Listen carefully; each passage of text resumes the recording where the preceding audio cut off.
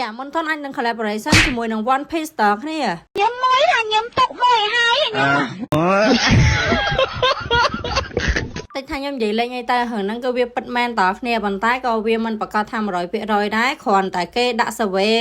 ទៅលើ anime ដែល collaboration ជាមួយនឹង Mobile Legends ហ្នឹងតគ្នាមាន One Piece នៅក្នុងហ្នឹងដែរអញ្ចឹងហើយមានតែចាំមើលបន្តទៀតតើគេអាចនឹង survey ឲ្យឈ្នះឬមួយក៏អត់បើសិនជាឈ្នះគឺវានឹងចេញមកមែនតើហើយតែខ្ញុំគិតថា One Piece ប៉ុណ្ណាណីខ្ញុំមិនជឿថា survey មិនឈ្នះគេទេមកឥឡូវយើងមកមើលជាមួយនឹង hero ក៏ដូចជាតួអង្គហ្នឹងអាចនឹងចំ hero អីអញ្ចឹងណាតើគ្នាទាំងអស់ហ្នឹងគឺមាន7ទី1ហ្នឹងគឺបាដាំងជាមួយនឹង Luffy សាន់ជីជាមួយនឹងឈូអ៊ូសាប់ជាមួយនឹង Clean ចបជាមួយនឹងក្រកសូរ៉ូជាមួយអាឡតណាមីជាមួយអ៊ីដូរ៉ាហើយមួយចុងក្រោយហ្នឹងគឺជាខៃដូជាមួយនឹងយូសងដល់គ្នាហើយអ៊ីដូរ៉ាហ្នឹងតិចតិចក៏គេ revamp ដែរតើគ្នា revamp ទាំងអស់តែម្ដងទាំងរូបរាងហើយនឹង skill របស់វា skill RT របស់វាហ្នឹងបដូរពីឆក់បានតែមួយហ្នឹងគឺតម្លាក់ដូចតម្លាក់ផ្ទះមកហ្មងណាតើគ្នាអញ្ចឹងហើយគឺវាស័ក្តិសមនឹងណាមីមែនតើហើយខ្ញុំបញ្ជាក់ដល់គ្នាបន្តិចរឿងការដាក់ survey ហ្នឹងវាអាចនឹងមានភាគរយនឹងចេញមកអញ្ចឹងហើយបើខ្ញុំយកមកប្រាប់ដល់គ្នាបើសិនជាអត់មានភាគរយចេញមកគឺខ្ញុំអត់យកមកនិយាយទេហើយមួយទៀតរឿងថ្ងៃចេញ skin នេះ skin នោះឬមួយក៏ collaboration ជាមួយនឹងអីមួយអញ្ចឹងនៅពេលដែលខ្ញុំនិយាយ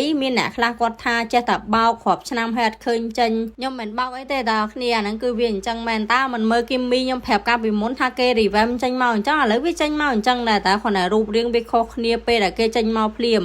និយាយទៅអារឿងដែលគេ collab ឬមួយក៏ត្រៀមនឹងចេញឯហ្នឹងគឺវាមិនចេញមកភ្លាមទេតើគ្នាវាមានប្រើរយៈពេលយូរមែនតើហើយពេលខ្លះទៀតគេអត់ប្រើពេលយូរទេគឺមុនតន់ដកចេញមកមិនអញ្ចឹងទេគឺ delay យកតែមែនតើគ្នាមើលតែ skin Novaria Collector ទៅត្រូវចេញមកម្ដងឯងប៉ុន្តែមុនតន់ហ្នឹងគឺ delay អត់ឈប់តែម្ដងមិនដឹងទៅដល់ណាបាត់ហើយទេគ្នាចឹងហើយខ្ញុំសង្ឃឹមថាតើគ្នានឹងយកសម្រាប់រឿងមួយហ្នឹងណាជាចុងក្រោយបើសិនជាតើគ្នាចង់បានសំទូរស័ព្ទសាមានតម្លៃសមរម្យឲ្យមក Hariki Store បានតើគ្នាភ្លឺចាញ់ចាំងស្អាតមែនតើប្រើកាន់ឆ្នាំយូរទៅគឺអត់លបើកពណ៌ឬមួយក៏ហើរពណ៌អីទេ